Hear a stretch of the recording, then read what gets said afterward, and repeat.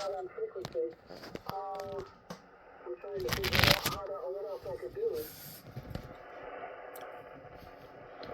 I just moved it a little bit. You need to zero beat it with another radio. That's the only way you're going to get it close enough. You hear me do it all the time.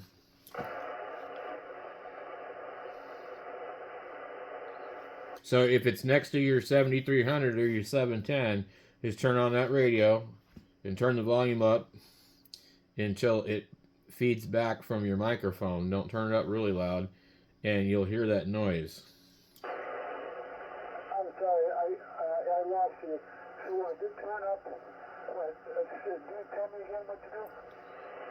So turn on another radio without an antenna hooked to it, and put it on the same frequency, a radio that you know is dead on, and then grab your microphone from the ICOM and hold it near the speaker, maybe a few feet away from it, of the other radio, and it will start to feed back, and you will hear that zero beat thing.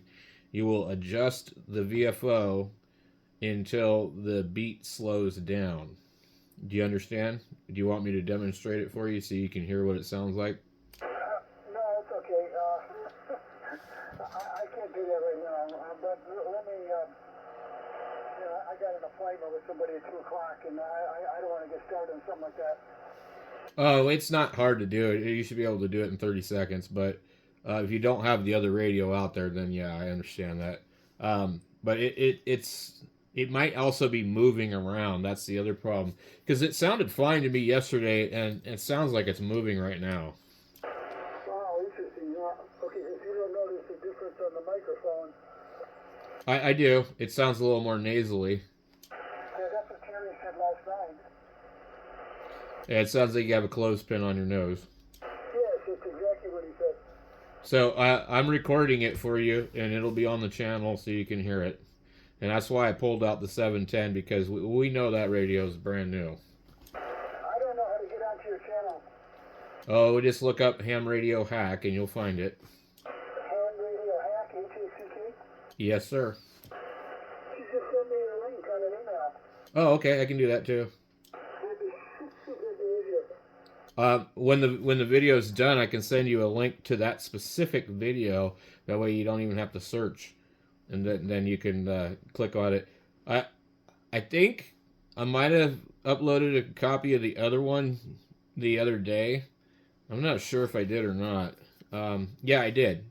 So it says there's a video already that says ic751a testing microphones.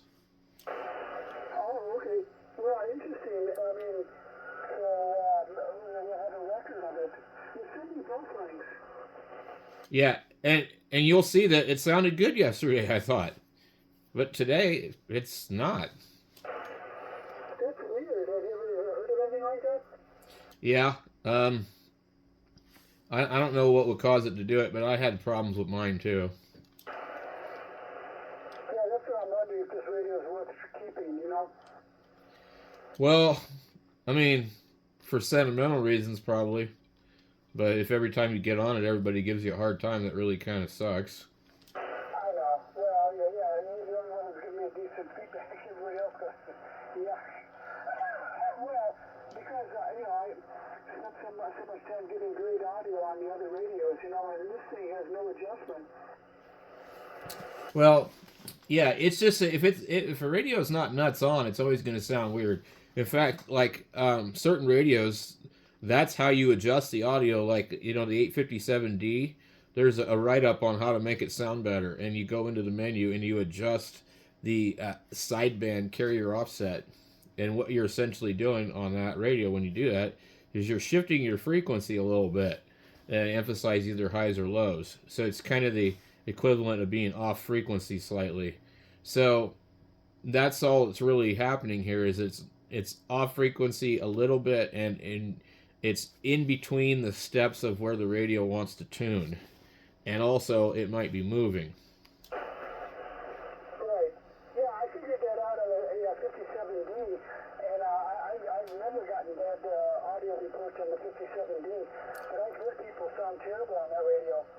Yeah, I have too. Yeah. I don't know. Again, if it's worth messing with it. But I guess I'm learning a lot about the ratios. That's interesting. It's kind of part of the hobby, which makes it interesting to me. I mean, if I just bought a 710 and sat here and just talked, I would be bored all day, trying to find other things to do. Yeah. Hey, all right, so I'm going to ask you something about the propane in my generator, okay? Okie dokie. Go for it. Okay, so the Generax man, I guess, I don't know what he was the expert that came up, said the manual said you should have a 1-inch line to the generator. Okay, and my propane line is 3/4 of an inch. So we've talked about that before.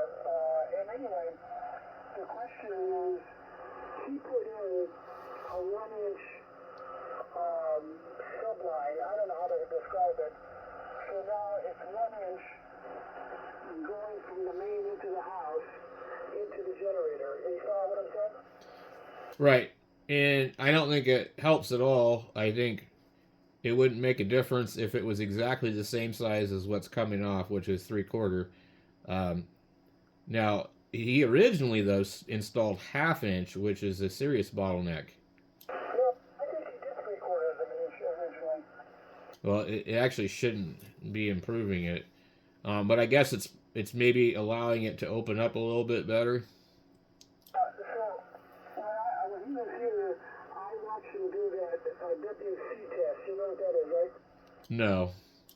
Well, they measure the propane, force of the propane coming through the pipe in units, and it's called water column pressure. Okay. All right. Yeah, I know what you're talking about now. I'm just not familiar with the name. Okay, so we did the water pressure test with the 3/4 inch, and it was 8. And then he did the 1-inch line, and then he raised the output pressure in the tank a little bit, and it was up to 12. What did he do to the tank? There was something on the tank that he adjusted some kind of output pressure. I don't know what that is. I saw him adjust the screw. So he adjusted the regulator. And honestly, you shouldn't have to do that. So, but I don't, and I could be wrong. You would want to ask Terry about that, but I think that's kind of like cheating. Well, right, okay. Well, I thought about that too. But the end result, I don't want to ask you again because I can't. Yeah, I don't really know. But I mean, I think I think you're kind of screwed on that one, trying to get him to do the rest of it. And I don't think I would have that guy do any more work anyway. Yeah, I mean, but the thing is that maybe with what he did, it's, now it sounds better. It's running better now, So I don't know. I mean, the only other option would be for me to hire somebody else to just go in with the 1-inch line. But see, here's what confuses me. When you look at the regulator on the propane, and there's a short little pipe that goes to the main line. Our main line is a green vertical line standing up about 3 feet tall. Do you know what I'm talking about? Yeah. Okay, so that little line from the regulator to that line, it looks like about 1/4 of an inch or 1/2 an inch. So what difference does it make if you make the other line 1 inch? If you're coming out of the regulator, it's only 1/2 inch going into that. You see what I'm saying? I honestly really don't know. They have some kind of method to their madness, I'm sure. I guess it acts as an expansion when they go from small to big. But the main thing is, can you run everything all at once, full tilt, without it starving? I don't know. I'll wait until that happens.